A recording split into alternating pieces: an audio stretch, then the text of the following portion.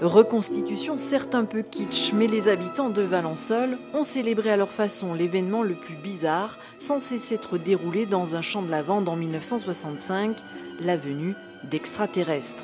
Parmi les présents, les petits-fils de Maurice Mas, l'agriculteur, qui dit avoir vu des ovnis.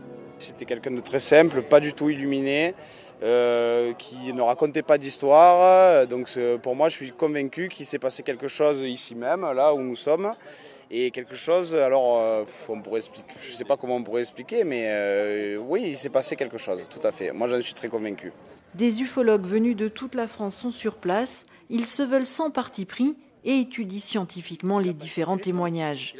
On constate qu'il y a des petites choses qui ne sont pas en cohérence avec ce qui s'est passé il y a 50 ans. Parce qu'il y a eu plusieurs témoignages qui ont été relevés de manière officielle. Et entre les différents témoignages, il y a des choses qui sont différentes.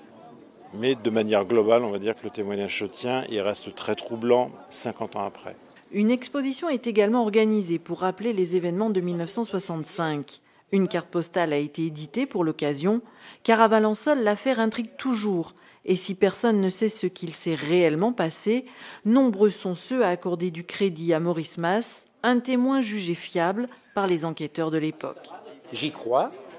Parce que ce qui s'est passé, c'est impossible qu'il ait inventé. C'est pas possible.